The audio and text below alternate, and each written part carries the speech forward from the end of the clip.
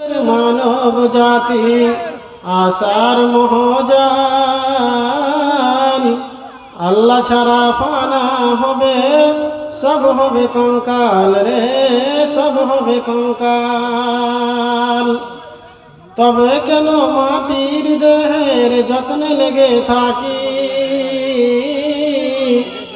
এই মোনাজাত করি খোদা, তোমায় মনে রাখি, আমি তোমায় মনে রাখি।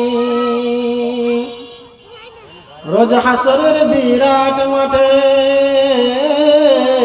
বসবে জানি আরশ খাটে, রোজ হাসরের বিরাট মাঠে বসবে জানি আরশ খাটে।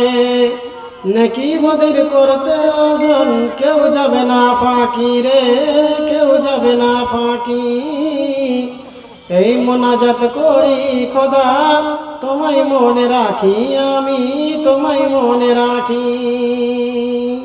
উপস্থিত আজকের সভার সভাপতি সাহেব এবং স্টেজে বসে থাকা ওলামায়ে দ্বীন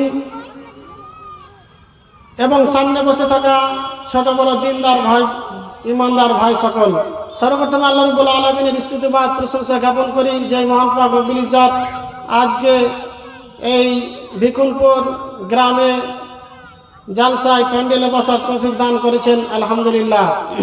তারপরে আমাদের প্রিয় নবী হযরত মুহাম্মদ মুস্তাফা করুন সাল্লাল্লাহু আলাইহি ওয়াসাল্লাম, তিনার উপর সহস্র দুরূদ ও সালাম বর্ষিত হোক। আল্লাহুম্মা সাল্লি আলাইহি, আল্লাহুম্মা বারিক আলাইহি। বন্ধুরা, পবিত্র কালাম মাজিদের থেকে দুই জায়গার দুটি আয়াত সবেমাত্র আপনাদের সামনে পাঠ করে শোনালাম। অল্প সময়ের ভিতরে কিছু অল্প কথা আপনাদের কোরআন হাদিস সামনে কোরআন হাদিস থেকে রাখবো। ওমা তৌফিক ইল্লা বিল্লাহ। আল্লাহ রাব্বুল আলামিন বলছেন,